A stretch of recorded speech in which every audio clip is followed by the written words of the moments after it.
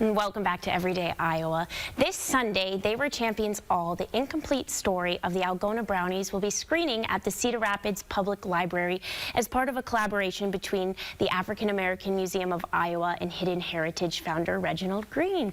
Reginald Green, who also co-produced this documentary, is joining me now on Zoom. Hi, Reginald, welcome. Thank you for having me. Thank you for being here. So before we start talking about baseball and the Algona Brownies, can you just tell us a little bit about yourself? Well, I'm living here in Cedar Falls. I've been here for quite some time, working at the University of Northern Iowa, and most recently, I guess relatively most recently, I started an organization, Hidden Heritage, because of my passion for combating racism, and that we all share a hidden heritage together, and the kinds of programs that we put together, it functions kind of like a museum without walls. That we make presentations and displays and programs, and put together some video interactive kinds of videos that we hope to encourage discussion and listening, and hopefully transformation. Yes, and you also produced this movie about the Algona Brownies, so tell us who they were. Well, the Brownies were a team in 1901 through 1903 in Algona, Iowa. That in 1903, they were the Western United States Negro Baseball Championship team.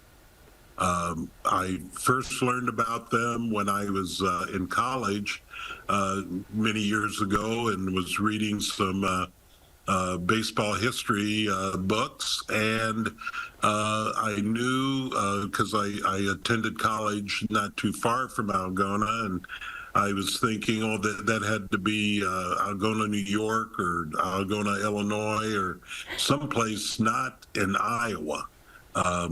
But later on, I found out it was, and when I got repurposed, I hate to say retired from UNI, I got repurposed to do things that I was interested in. That was what I focused my interest in, and spent some time over there, and then researching, and put the film together with the help of a couple of colleagues, professors at the University of Northern Iowa. Yes, and what made this team and their story so significant? Because we don't really talk about this. I don't think it's a well-known history here in Iowa. Yes. First of all, I want to mention my two colleagues. Dr. Paul Siddons, who is head of the Communicative Studies Department, and Francesca Schoen, Professor Schoen, is a accomplished documentarian. But the significance of the team, they were there in Algona, small town, predominantly white.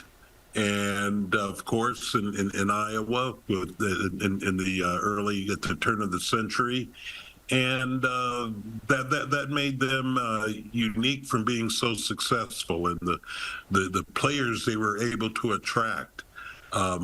Some, if the color line weren't there, would have been very effective major league organized professional baseball players, but they had to live their lives in the unorganized professional ranks. Yes. They were all paid, and it was one of the major people that contributed to the Brownies was a banker, a wealthy banker there in Algona, E.J. Murtaugh. and he was driving force behind the team, and other people, the community, all contributed to the baseball association that they incorporated to operate the team. The Brownies were very, very successful. In 1903 was they had a winning percentage that was in over 80%, and which is doing quite well for a team that were playing organized professional teams as well as other teams around the Midwest and in Canada. They had a wide spread. Absolutely. Some people may have known about the Columbia Giants in Chicago, who were the champions before them, and they played them in a 14-game series over a few months, and won 9 of the 14 games. Wow. Okay, Reginald, So, before we wrap up here, can you tell us where and when to see this film? Okay, it can be at the library, the Cedar Rapids Public Library.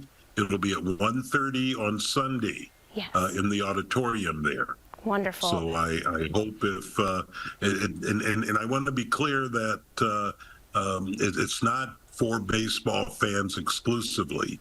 It's really a vehicle because baseball reflects our society. Absolutely.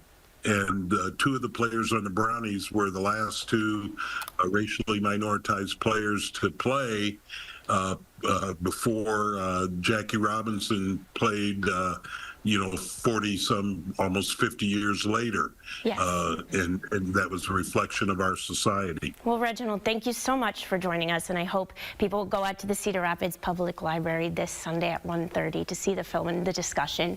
Thank you.